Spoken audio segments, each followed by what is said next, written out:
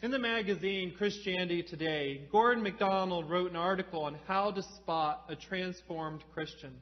He says these folks don't look different from the general population, but they do have characteristics that when you look closely at them, you see Christ reflected. He claims the highest characteristic that is visible is their passion to make peace and their dedication to live peacefully with everyone. He writes, Christians have a passion for reconciliation and peace. They hate war, violence, contentiousness, division caused by race, economic disparity, gender, and ideology. Christians believe that being peaceable and making peace trumps all other efforts.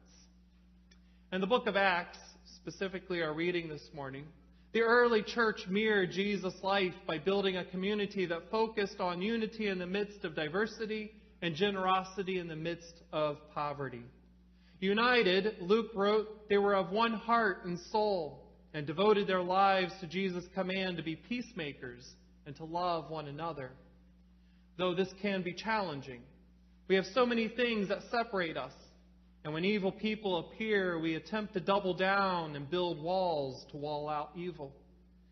Alexander Chalfonte, a Russian author and former prisoner in the Russian Gulag forced labor system, reminds us that we could only truly do what this commands in terms of walling out evil if it were only that simple.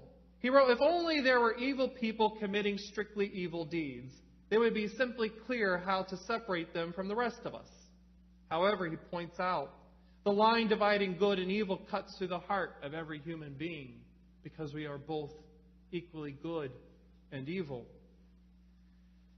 However, even with that said, this does not stop people from trying to block out people deemed evil or unworthy of God. This does not stop some people from having disagreements over subjects and then labeling each other as evil so we can build walls to wall them out of our lives.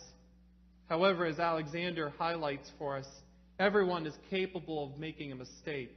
Therefore, walls of separation and divisions are pointless.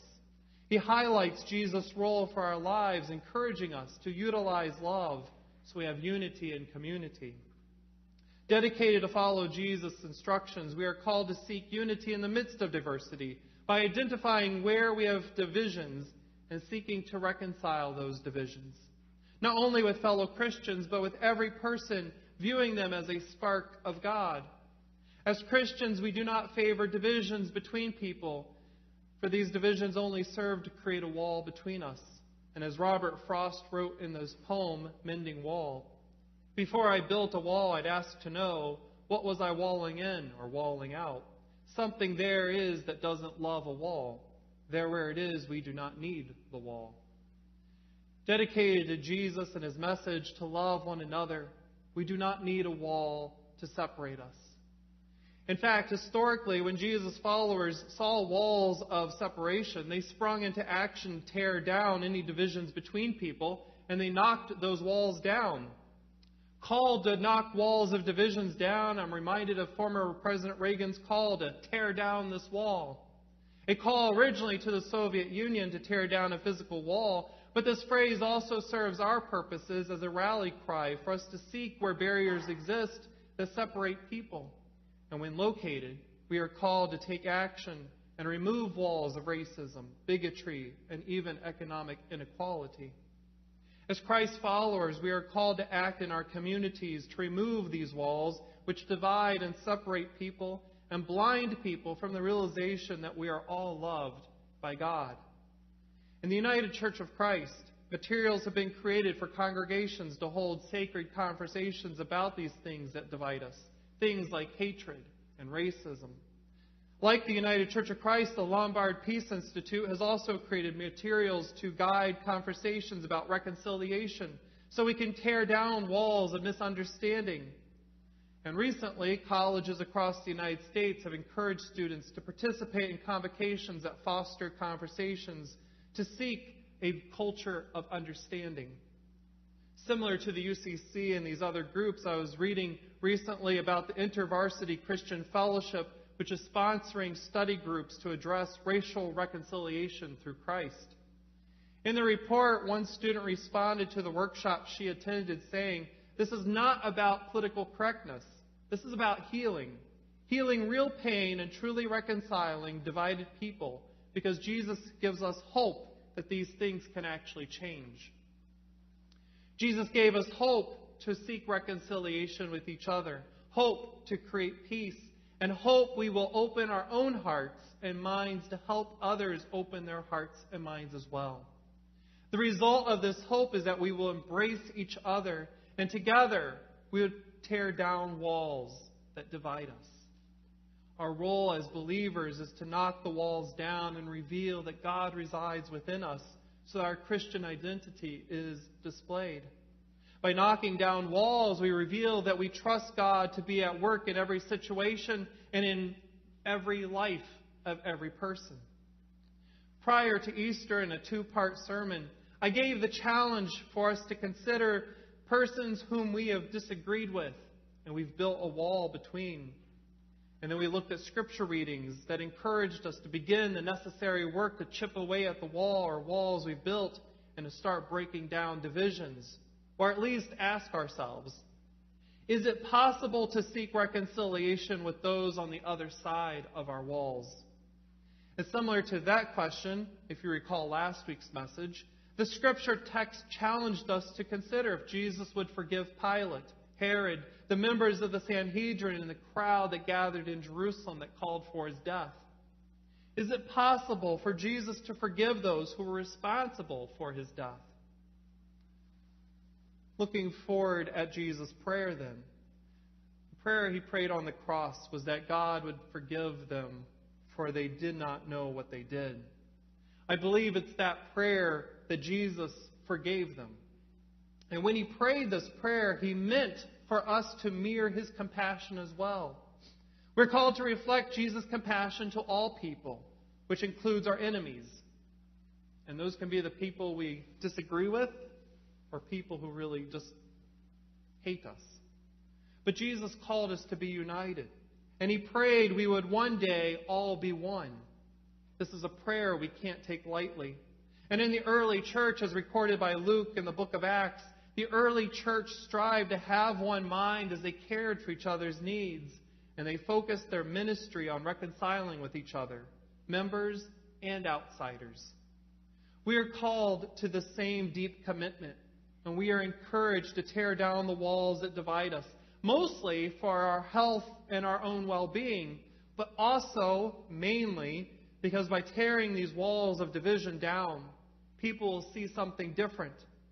They'll see a reflection of Jesus.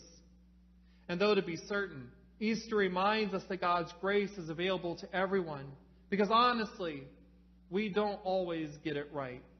Sometimes we say the wrong thing, or being distracted, we miss an opportunity to tear down a wall or respond to someone in need. And I'll admit, earlier this week, my mind was distracted as I drove to a meeting. And as I left the church, I saw one of our Tuesday art printmakers walking on the sidewalk away from the church, and it was pouring rain. And even though I saw her out of the corner of my eye, it didn't register right away, and it didn't dawn on me until I reached Mac and Ross. I should have stopped. I should have asked, is there a way that I can meet your need? Well, as soon as I thought of it, I quickly turned around, but by then it was too late. I have no idea where she disappeared. But here's where I also look at, we are in a post-Easter time. There are chances for God's grace, which will allow for a future chance to get it right. A second chance to meet the needs of another person. This is the great part of God's love and grace. We can be peacemakers as we knock walls down that divide us. And through Jesus, we are empowered that when we are distracted or we fail to do something right the first time, we get additional opportunities to get it right. And there are times we need Christ's love in our lives, so we see the walls that need to come down as we open our hearts to mirror God's open heart. And thus, more and more people can be encompassed in this love. And part of it is moving those walls, opening gates, and not closing people out. Sometimes we make mistakes. But as I said, sometimes God allows us an opportunity to do it right. An example of this, it is said, took place in World War II. The story goes that a platoon of American soldiers were fighting their way through a French village. And after many hours, the fighting ended and the French village was liberated. As the American platoon gathered, they discovered one of their best friends had died in battle. Saddened, they picked up their friend and carried him to the only church in the village. And they knocked on the door. And the priest answered the door and said, "Can I help you?" And they said, "Yes, our comrade has fallen, and we'd like to bury him in the cemetery." And the priest said, "Well, is he Catholic?" And the soldier said, "No, he's not Catholic." And the priest said, "Then you cannot bury him here," and slammed the door in their face. Still saddened and wanting to bury their friend, they took him along a road for a while. They were still just beside the cemetery, and they found a small spot. So they dug a hole, put him in, covered it up, said some prayers, and stood there for a long while. And then eventually they left and slept in a little hotel nearby. The next morning they woke, and it was time to move on, time to get back to business. But they wanted to visit the grave of their friend one more time. And so they went, and when they got to the spot where they had buried their friend, there was nothing there. No sign that a grave had been dug. The ground was undisturbed. They were perplexed. Well, this is exactly where we put him. I mean, all the landmarks were right, but there was nothing there. Disturbed, they went up to the door of the church, hoping that maybe the priest would have an answer. And so they knocked on the door, and the priest came out, and they said, "Do you remember us?" And he said, "I do." And they said, "Well, we buried our friend, and now we can't find his grave. It was just outside the cemetery wall." And the priest said, "Yes, I watched you as you held your service, and it dawned on me as God disturbed my heart that I was rude and I had cut you out. So all the rest of the day and all overnight, I moved the wall." So he's now buried in the cemetery.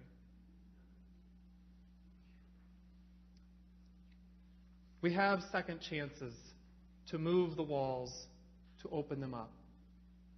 Who do you need to let into your life? And what wall or walls do you need to break down?